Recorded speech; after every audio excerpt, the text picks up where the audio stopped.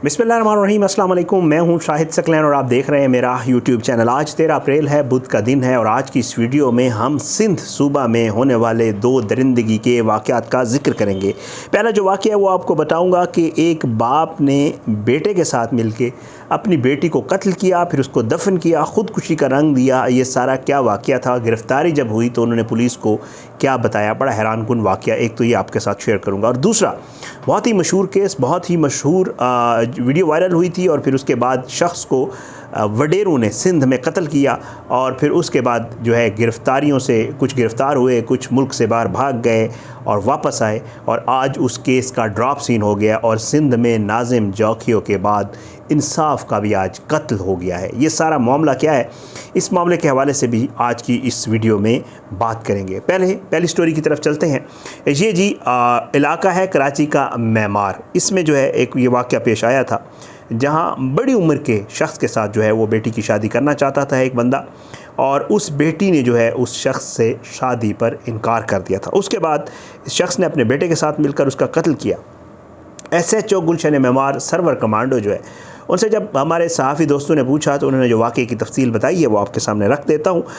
वो कहते हैं कि जी इलाका मकीनू की तरफ से हमें जो है वो इतलात मिली थी कि एक लड़की जिसका नाम मदीना बिनते शामिर था, उसको उसके भाई और भाउद्दीन भाई बाप और भाई भाउद्दीन ने जो है वो उसको कत्ल कर दिया है। लड़की ने जो है वो उम्र रसीदा शख्स से शादी से इनकार किया था, वो किसी और से मोहब्बत करती थी। अब ये यहाँ पे ये मामला है, पुलिस ये बताती है कि लड़की जो है वो किसी और को पसंद करती थी, बाप और भाई जो है वो किसी और के साथ उसकी शादी करना चाहते थे। अब बाप और भाई जब गिरफ़्तार हुए तो फिर उन्होंने ये स्टोरी सारी बताई भी है। वो कहते हैं कि जी बाप और भाई ने मदीना शामिर को मुतअद्दिद बार समझाया भी था और उसने उम्र रसीदा शख्स से शादी पर इनकार किया था बारहा, और इसके बावजूद भी जब उसके ने इनकार किया, इसके बावजूद उसके भाई और बाप ने उसकी मंगनी उस उम्र रसीदा शख्स से कर भी दी उसके ना चाहते हुए, जिस पर लड़की ने एहतजाज किया तो वो बार बार यही कहती थी कि मैं इससे शादी नहीं करना चाहती, और फिर उन्होंने जब उससे वजह पूछी तो उसने बाकायदा तौर पे बता दिया कि मैं किसी और को पसंद करती हूँ। इनको रंज था, गुस्सा था और ये बारहा कहते थे नहीं, हमारी इज़्ज़त का मामला है और तुम जो है इसी शख्स से शादी करो जिसके साथ हमने तुम्हारा निकाह किया है। लड़की ने बहुत ज़्यादा जो है इसके ऊपर प्रोटेस्ट किया। इनको ये ख़तरा था कहीं ऐसा ना हो ये घर से चली जाए या लोगों को पता चल जाए और कोई ऐसा मामला पेश आ जाए। इस वजह से जब इनकी बहुत ज़्यादा तकरार हुई बच्ची के साथ तो फिर 4 दिन कबल जो है इन्होंने इसका गला घोंटकर इसकी लाश जो है वो पंखे से लटका दी थी और इसको बाकायदा तौर पर ख़ुदकुशी का रंग दिया था। और फिर ख़ुदकुशी में महल्लेदारों को ये बताया था कि ये लड़की किसी बंदे से शादी करना चाहती थी, हमने इनकार किया तो फिर इसने ख़ुदकुशी कर लिया और फिर इस लड़की को अफ़गान बस्ती का जो कब्रिस्तान है उसमें दफना भी दिया गया था। अब ये बाप बेटा जो है ये दोनों उज़्बेकिस्तानी हैं और पुलिस ने इनको गिरफ़्तार कर लिया है। इन्होंने इतराफ़ जुर्म भी किया है और बयान दिया है कि मकतूला मदीना जो है किसी को पसंद करती थी और हमने इसकी कहीं और मंगनी कर दी थी, जैसे मैं आपको पहले बता चुका हूँ, लेकिन वो ना मानी, इसकी तलख़ कलामी हुई। भाई ने जो है बहन के ऊपर पहले तशद्दुद किया और फिर उसके बाद उसके अपने दुपट्टे से ही उसका गला जो है वो दबाया। जब उसकी डेथ हो गई तो फिर उसको पंखे के साथ लटका दिया और इसको ख़ुदकुशी का रंग दे दिया। ये सारा मामला जो है बाप शामिर और बेटा भाउद्दीन जो है वो गिरफ़्तार हुए हैं और अफ़गान बस्ती के कब्रिस्तान में इन्होंने इस लड़की को दफनाया था। ये कराची का वाक़या ये आपके साथ शेयर करने था। अब इसके ऊपर पुलिस मज़ीद इन्वेस्टिगेट कर रही है। एक और हवा की बेटी, एक और लड़की जिसको जो है इस तरह कत्ल कर दिया गया है, ये बड़ा अफसोसनाक वाक़या कराची का। एक और कराची का जो वाक़या है उसके हवाले से आज की इस वीडियो में ज़रूर बात करूँगा। आज की ताज़ा ख़बर है, इस वजह से नाजिम जोखियों का कत्ल हुआ था। वडेरों के पास एक फार्नर जो है वो आता है शिकार करने, उसकी वीडियो बनाता है नाजिम जोखियों, उसके बाद वडेरे उसे अपने डेरे पे बुलाते हैं और डेरे के बाद बुलाने के बाद उसे कत्ल कर देते हैं। ये वाक़या बहुत मशहूर वाक़या आप सबको पता होगा। अब उसके बाद उसमें एक MNA और एक MPA 2 लोग मुलविस थे, ठीक है। उसमें जाम अवैस गोहराम और रुकन कौमी असम्बली जाम अब्दुल करीम जो है इस समय तकरीबन निस्फ दर्जन के करीब मुल्ज़मान जो है नामज़द हैं, जिसमें से जाम गोहराम जो है वो गिरफ़्तार भी है। अब होता क्या है, आहिस्ता आहिस्ता जो वडेरा शाही वाला निज़ाम है, एक तो जो है MNA वो भाग जाता है दुबई और वो अपनी ज़मानत कबल अज़ गिरफ़्तारी भी जब अभी वापस आया तरीक़े तमार पे तो करवा चुका है जाम अब्दुल करीम, और उसके अलावा जो है आहिस्ता आहिस्ता वडेरा शाही अपना काम करना शुरू करती है।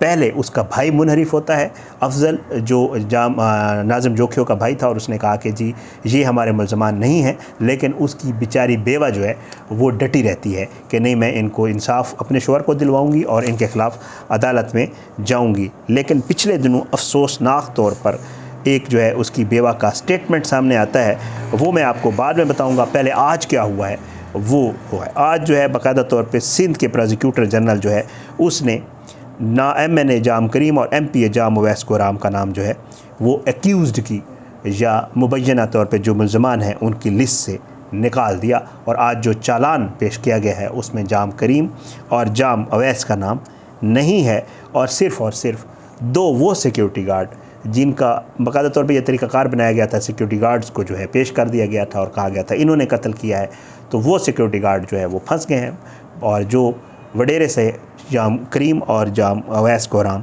उनका नाम चालान से निकाल दिया गया है। ये होती है बेहतरीन जमहूरियत, और ये होता है जमहूरियत का इंतकाम।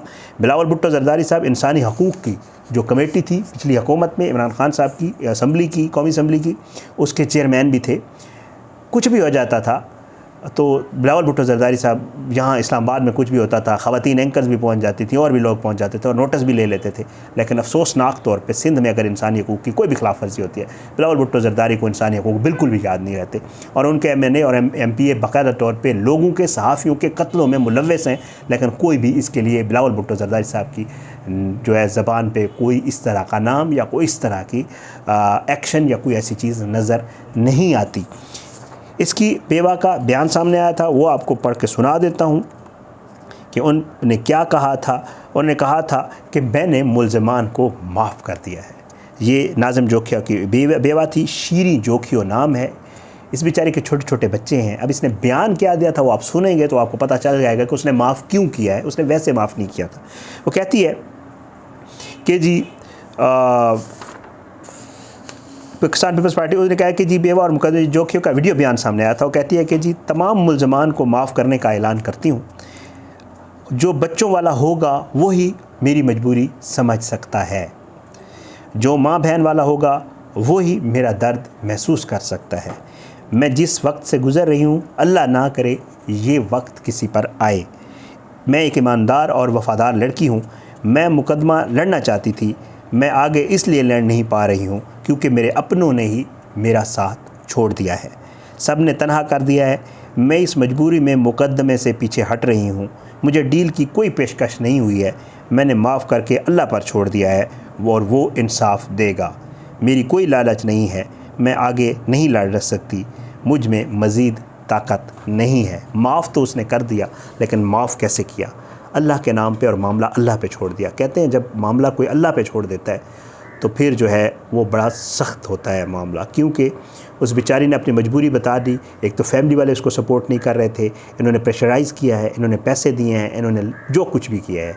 बहरहाल क्योंकि ये सरदार थे और आपको पता है सिंध में क्या सूरत हाल होती है, सरदार क्या कुछ करते फिरते हैं, उनका कोई पूछने वाला भी नहीं होता।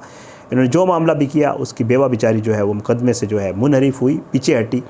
हमारे यहाँ इस्लामाबाद में ये होता है, मैंने मुख्तलिफ़ मुकदमात में देखा है। नूर मुकद्दम वाला केस भी है, उस्मान मिर्ज़ा वाला केस था, मैं उसको अदालत से कवर करता रहा हूँ। यहाँ पे स्टेट मुद्दई बन जाती है। अगर जो मुद्दई है या मुतासरीन है वो मुनहरिफ हो भी जाते हैं, केस से विदड्रॉ कर भी जाते हैं, तो स्टेट मुद्दई बनती है। आई डोंट नो, वहाँ पे तो प्रोसिक्यूटर साहब ने नाम ही निकाल दिया है सिंध में, तो पता नहीं वहाँ पे इस बेचारे नाज़िम जोखियों क्योंकि केस ख़त्म हो गया है तकरीबन। अगर गार्ड्स को सज़ा होती है या गार्ड्स हैं तो फिर ये गार्ड्स भी तो वडेरों के गार्ड्स हैं, आम गार्ड्स तो हैं नहीं। ज़ाहिर है ये वाला केस जो है इंसाफ का, मैं अगर कहूँ कि नाज़िम जोखियों के कत्ल में इंसाफ का कत्ल हो गया है तो ये कहना गलत ना होगा, क्योंकि मुझे नहीं लग रहा।